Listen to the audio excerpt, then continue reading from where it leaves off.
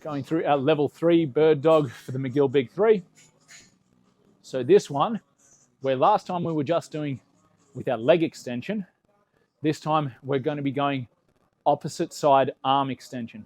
And similar to what I was saying with the previous level, where we want to press the heel backwards, we're going to ball the fist, we're going to press it upwards.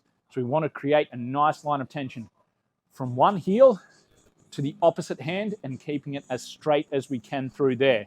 Now we do want to minimize arching of the back, so we need to make sure that we are tilting that pelvis through the entire time. Now, in demonstration, what we're going to do, in order, get our weight distributed across our points, engage through the middle, and then we are going to push our heel back and press our hand forward. Holding that for 10 seconds. We should feel a whole lot of tension going through the midsection.